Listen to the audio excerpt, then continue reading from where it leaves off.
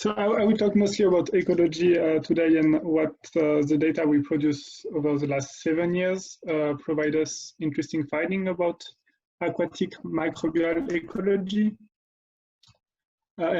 Just before I start, I just highlight some part of my background. So I did a master in microbial ecology in France. And after that, I joined the lab of Isabelle in France, where I did most of my work related to sedimentary unchained DNA. In 2017, I shifted to my first postdoc in Umeå University. And recently, I went to another postdoc where I'm working more with methylation, but I will not talk about that today.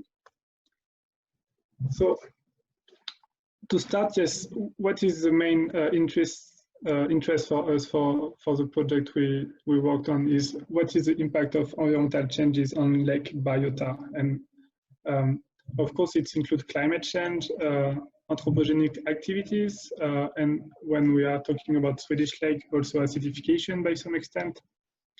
And we try to produce data over the last years to answer such type of question. What is the impact of these environmental changes on lake food web? We targeted microbial eukaryotes that you can see highlighted here by the blue square that include phytoplankton, bacterivore, saprophytic fungi, and they cover a very large diversity of microbes, a really large functional diversity. And we use this, let's say, model species group to try to answer some specific question. I know that half of the people that are listening today are focusing on vegetation changes in lake catchment, but if you change lake biota by vegetation changes, you should have the same kind of question in mind. So the first one we try to provide data about is how those lake microbial communities or biota change over a long-term period. And we got data from decades to millennia. Recently, we got data about lake pioneer communities. We also got a really cool data set with annual varved sediment from Sweden, and we were able to investigate the effect of interannual environmental variability on lake biota. Something happened. Okay, and also we had some interesting finding about the effect of long-term climate change on lake biota and some anthropogenic disturbance. I just put this slide to show you the approach we are using, but I guess most of the people here today know what we are doing. I just want to highlight that from the sediment core we collected, we extracted the DNA molecules, and we used mostly DNA metabarcoding using 18S barcode. From this data, we obtain molecular inventories that we use to identify OTUs or specific microbial, let's say, species or proxy of species, and try to understand the effect of patch changes on these communities. And when I started my PhD, it was in 2013. Not a lot of work were done on the microbial eukaryote community. The same year, Marco published a paper about the Black Sea, pallium, and its changes over the last 10,000 years in PNAS. And it was a good starting point for us to think about what we would like to see in our data.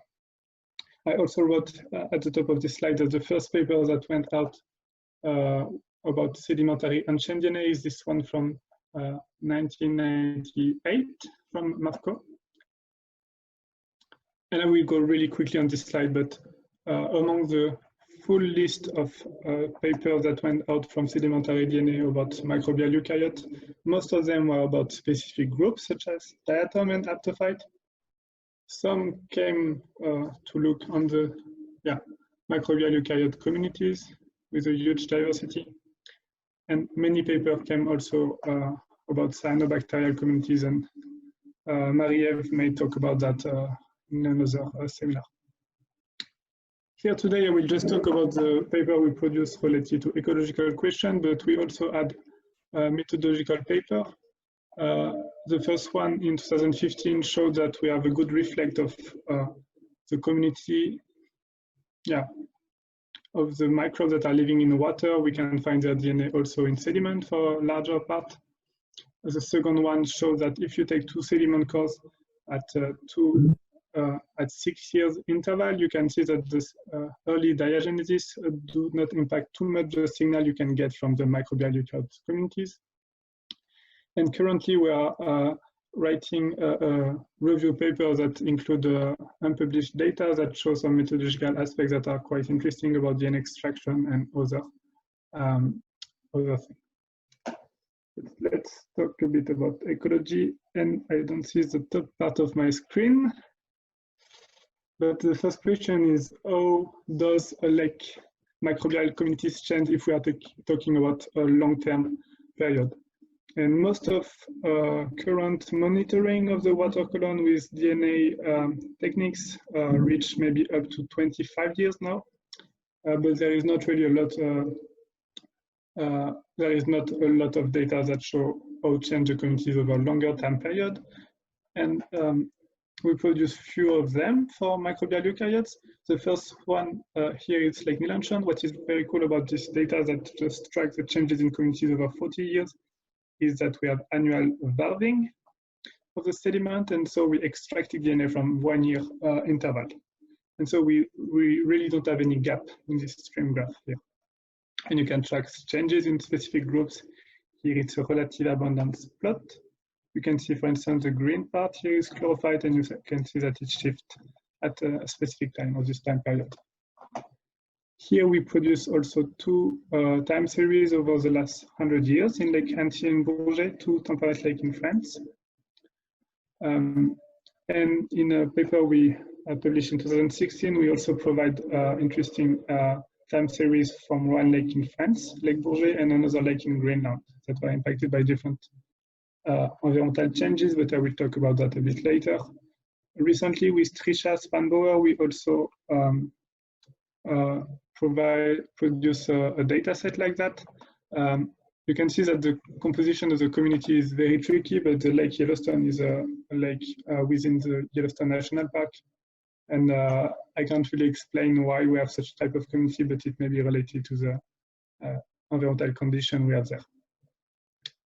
I'm working currently on a manuscript where we took 4 sediment records from Swedish mountain lakes in 2018, and what is really interesting about this data set is for some case, we took where is the bottom of the sediment record. And then we can investigate the question about how does look pioneer community from lakes. Because the thing is, it's better to know how look the communities when the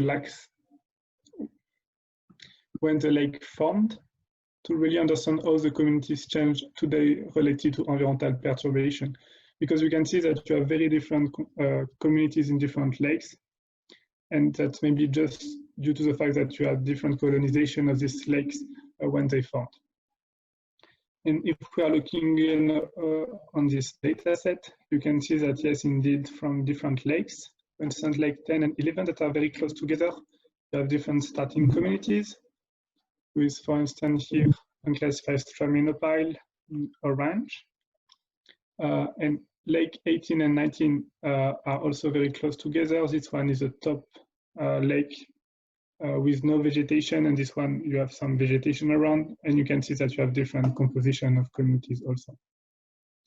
So they differ between lakes, a pioneer community, but they seem also to be selected by species sorting over time. So this is quite interesting.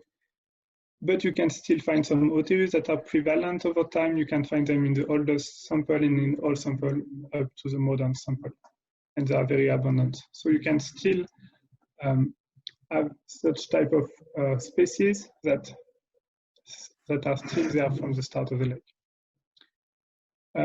Okay, I still don't see the top part of my screen, but it should be how interannual variability shape microbial community. And to really know that, you have to have annual time scale resolution. And here it was the case for the Lake Nilanchen we investigate, and it's a really cool lake because it's a boreal lake where you have a formation of an ice cover over the winter and a snowpack. And then this kind of factors will have an impact on the terrestrial runoff of organic matter in the lake, and then the type of sources that are available for the microbes there. We took into account all these factors, the seasonal temperature over different seasons for the 40 years period, precipitation. We also reconstruct snow phenology over the last 40 years using meteorological data. And what was very cool, it's this proxy we calculated, that is a spring snow loss. If you have a warm winter with not a lot of snow in your catchment, the snowpack will not be very thick in your lake, and the ice cover will not be very thick also, and then the flush of organic matter that you have most of the time when you have the ice of the lake will not be very strong. And this is something we can see when we look on organic matter versus mineral matter in this system. We can see that with decrease of the percentage of spring snow loss, we have a decrease of mineral matter from the catchment that reach the lake, and then an impact on the community. These two factors, the spring snow loss percentage and this proxy of organic versus mineral matter, we found them correlated to the community structure and diversity of our communities. And then we use GAM analyze to detect when and how much these two factors contribute to the change in the microbial communities. Now we'll go very quickly on that, but here you can see, for instance, the structure indexes from the microbial eukaryote communities, axis of PCOA plot. And you can see that you have shift in the contribution of, for instance, PC1 into changes in this microbial eukaryote community. And you can find that for all microbial eukaryote proxy from this community, but also from a qPCR data we got for cyanobacteria in the same sediment record. Okay. I have two last points to talk about. The first one is how long-term climate change impact lake biota. I'm sure I cannot really answer that, but we produce data to show that if you take the last 2,000 years, where you had mainly this time period from 700 to 1400, where you had the medieval warming period, and after the little ice age that was colder. If you do an MDS plot on the microbial eukaryotes community for two lakes, Bourget and Igaliku, you can see that for the Greenland lake, the communities are structured by this type of climatic oscillation, or let's say climatic period over the last 2,000 years. But in case of Lake Bourget, where you had a strong eutrophication in the recent period, you can see that actually your community is more driven by eutrophication than climate change. I could put back the plot about the 10,000 years record we got from the 4 Swedish mountain lake to talk about climate, but I'm really skeptical about the fact that we can really see an impact of climate change over such time series on these inventories, but we can discuss that another time. To conclude, we also study the effect of eutrophication on the lake microbial communities, and on the two Lake Annecy and Bourget, where we had increase of phosphorus over time, we saw changes in the communities over time. In Lake Bourget, the increase in phosphorus concentration was much higher, and it was mapped in the communities by the increase of chlorophyll. You can see in green here that you don't really detect in Annecy Lake. In this paper, we did some network analysis, and we also found in this network, this network each node corresponds to one OTUs, and each edge corresponds to a correlation between two OTUs over time. You can see that some modules that are cluster of OTUs, they were correlated to phosphorus concentration in Lake Annecy and Lake Bourget. And when what is quite interesting is the fact that actually one of them was full of chlorophyll odors that appear to become abundant only after when we reach concentration of phosphorus up to 80 micrograms per liters, and we don't detect it in Lake Annecy where we don't have the same phosphorus concentration. Recently, Anan Ibrahim from Constance University, that is a PhD working with Laura Ebb and colleagues there, got this manuscript in Minor Rev, where she did actually the same approach in Lake Constance with more barcodes. She also targeted cyanobacteria and diatom barcodes.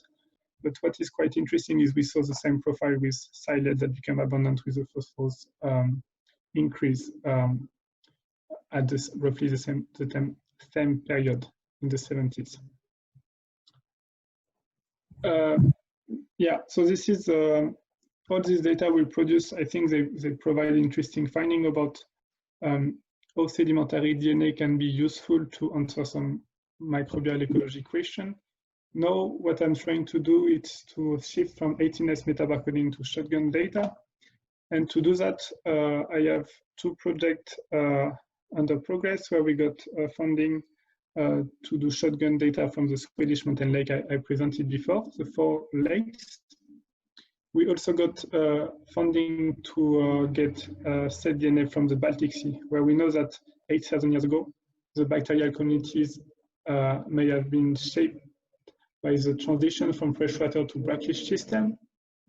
And we want to investigate how the bacterial communities change at this time. And Laura talked about this project already. We applied together for VR starting grant to do more shotgun sequencing on this time series to get more resolutive data. And that's all. Thank you for your attention. Sorry if I was